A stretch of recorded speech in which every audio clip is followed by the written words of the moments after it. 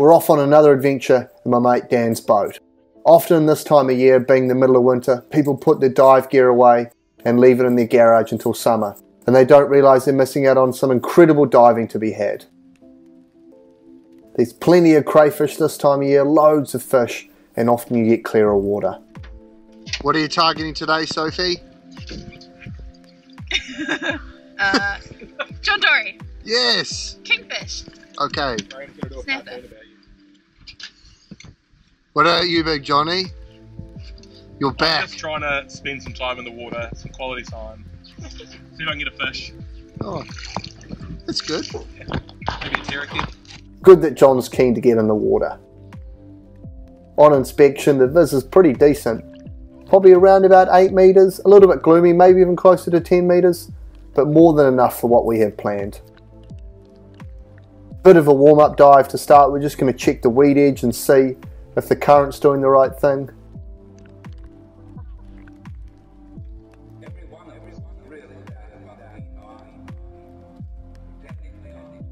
There's loads of bait fish on the bottom, plenty of these goatfish. Again, they're fantastic eating. You'll often see in our videos I shoot lots of these to eat whole, and there's certainly no shortage of them when you go diving. They're also a favourite snack for John Dory.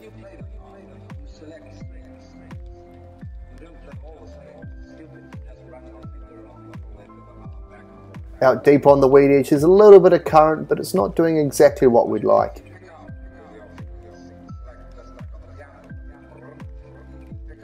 As long as you stay nice and warm in wintertime, throughout New Zealand there's still really good diving and spearfishing to be had. Certain species will be more prolific in wintertime. Certainly in this upper area of the North Island you're going to get a lot more crayfish up in shallow, making them more accessible to get. There's a nice blue moki swimming around. Not really my cup of tea, I don't really enjoy eating them. This is why spearfishing is so selective. You can choose what fish you want to get for the day, and it's effectively like going shopping, but a lot more enjoyable than picking up some chicken and some mince from the supermarket. Off onto the next spot, and as I got in the water it looked like there might have been a snapper swimming around in the bottom, so I quickly half loaded my gun, and on closer inspection this snapper thought hiding under the kelp was a good option.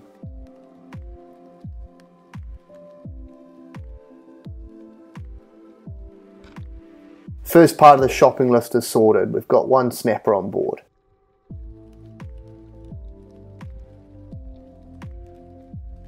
Often when I go spearing, everything that I'm taking, I'm sort of planning out my meals for the week. And snapper is always a favourite because snapper lasts so well being fresh as well as being frozen if you have a little bit left over.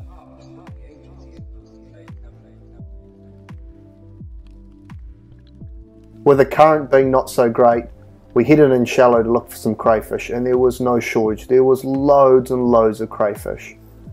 Lots and lots of packhorse crayfish and red crayfish.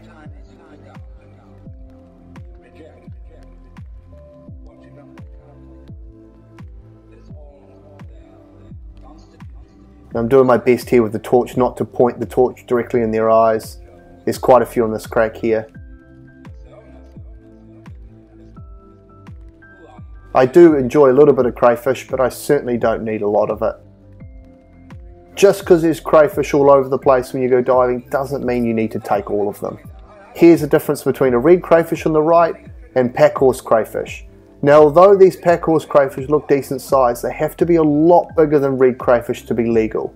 So please ensure that you know your differences and you identify the crayfish you're taking. For a packhorse crayfish, you need to measure the length of the tail. For red crayfish, the width of the tail. And there's a significant difference. Don't get caught out. John's in amongst it. He wants to get one of these big packhorse. If you look closely, you probably see that 5-ton boulder next to him move. He's pushing so hard.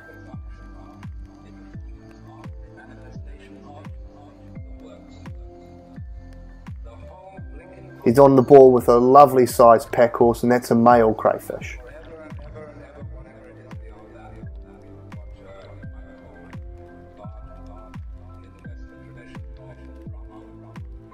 As mentioned, I don't get too carried away with crayfish, and I'm pretty happy filming them and letting the others grab a couple. It's always good to take a spear gun when getting crayfish, as you never know what other fish you might see when diving.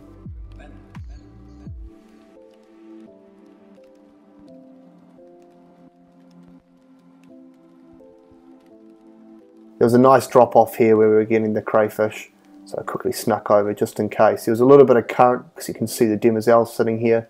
A perfect spot for a snapper to be sitting.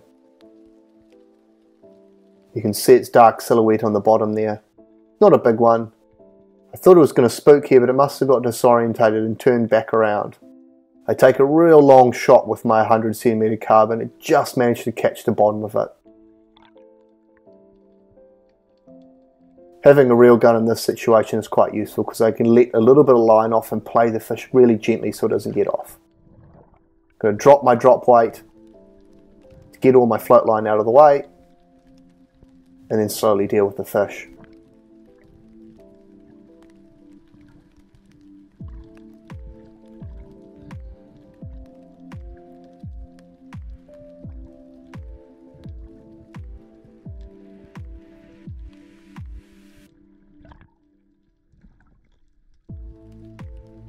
Got 2 snapper on the board now.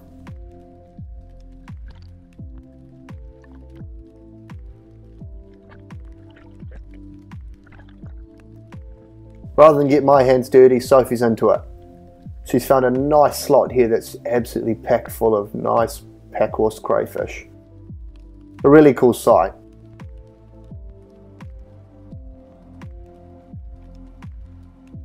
A little bit of hesitation combined with short arms and a narrowing crack. These packhorse are pretty safe from here.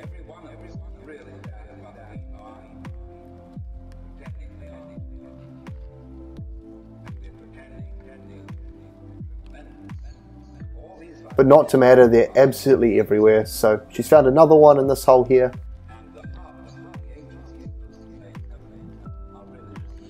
It's always a good sign when you see your mate flailing their fins crazily. It's normally because they're trying to grab something.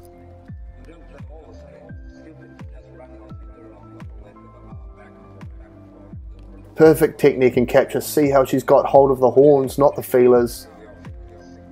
And as mentioned, this looks like a good sized crayfish, but this is only just legal for a packhorse. There was no shortage of crays about, and me and Sophie grabbed one each, only just sort of legal size, so they're not too big for a pot, and that's far more than enough for what we need. Fresh crayfish tastes a lot better than frozen crayfish, so there's no need for me to take a whole heap home and put them in the freezer. They're going to keep much better being left in the ocean here, and I'll get them next time.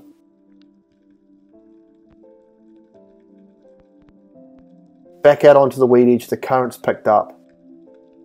Next on the shopping list, we're going to need some sashimi.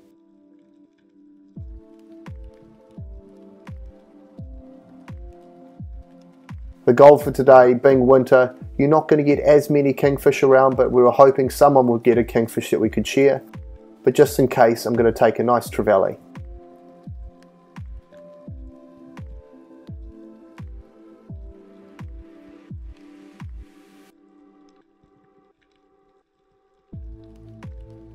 That's the perks of spearfishing. Being able to be selective and choose the species that you want to eat means that you can come home easily with a mixed bag and have no bycatch.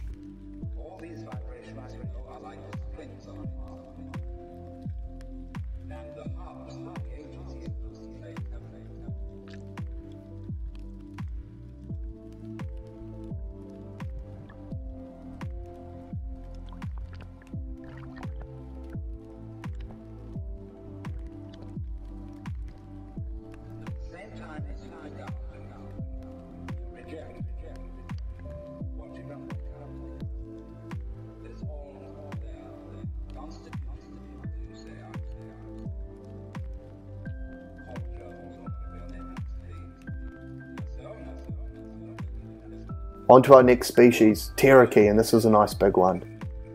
If you see big mobs of poroi on weed edges or on the sand, it always pays to check, as terraki sometimes will be swimming with them. Terraki is more of a southern fish, and you'll get a lot more of them further south you go in New Zealand, but we do get them all the way to the top of the North Island spearfishing. A little more rare, but fantastic eating, and a good addition to just eating snapper. Prep your fish before putting them in the float boat. So gut and gill them, bleed them. It's going to pay off in the long run when it comes to cooking them.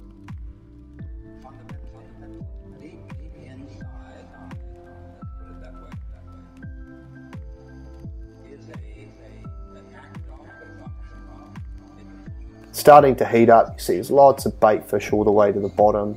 A lot going on, cool boulders, all sorts of different species. A good looking place to see anything.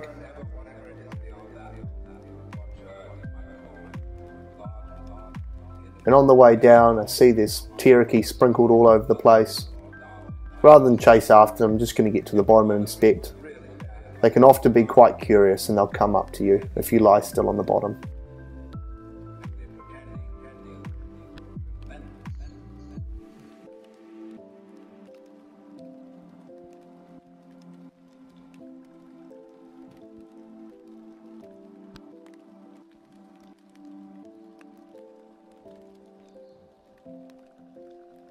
Slowing my movements is going to make them be more inquisitive and a lot more friendly.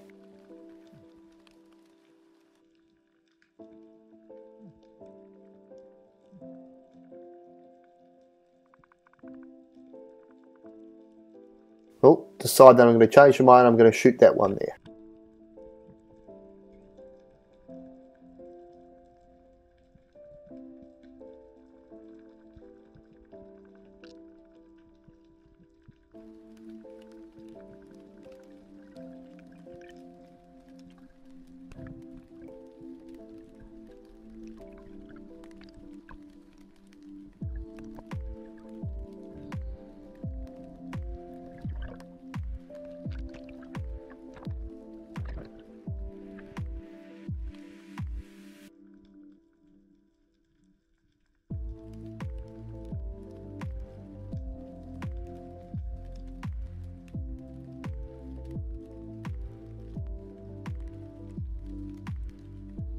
Again, there's still quite a few teriki swimming around. I've got two, and I probably don't need that many more.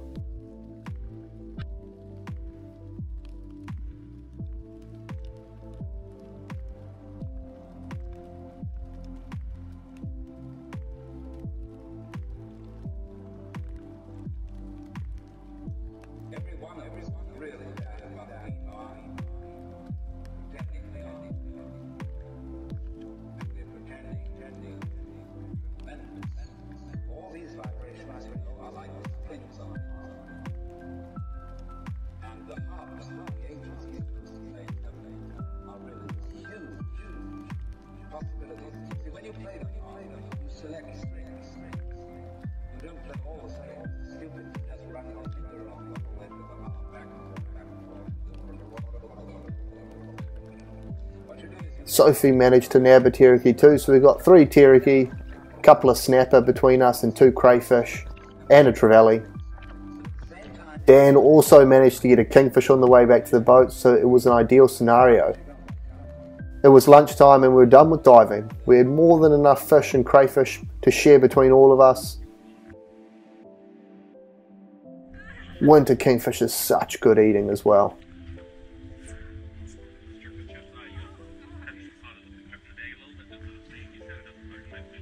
It's worth getting your dive gear out of the garage and giving some winter diving a go. You'll be amazed at what you'll come across.